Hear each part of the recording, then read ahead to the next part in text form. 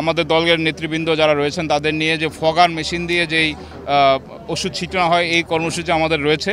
আমরা আবারও আপনাদের মাধ্যমে আমাদের বিএনপির নেতাকর্মীদের অনুরোধ জানাবো যে দাউদকান্দি উপজেলা, দাউদকান্দি পৌরসভা এবং তিতাস উপজেলার প্রত্যেকটি ওয়ার্ডে, বাজারে, খাল, বিল যেখানে রয়েছে, নদী নালা রয়েছে, সেখানে এই ফগার মেশিনের মাধ্যমে ওষুধ ছিটিয়ে এই মশক নিধনের কর্মসূচি করা।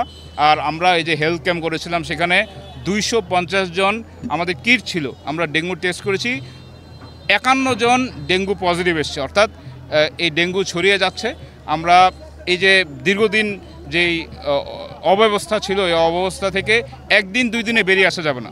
আমরা কাজ শুরু করেছি।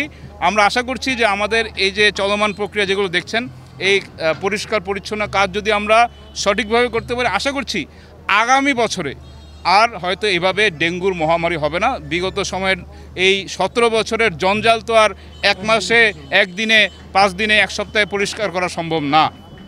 তাই আমাদের কার্যক্রম চলমান রয়েছে। আমরা এতটুকু বলতে পারি যে ইনশাল্লাহ আগামী বছরে এই ধরনের মহামারী বা এই ধরনের ডেঙ্গুর প্রাদুর্ভাব দেখা দিবে না।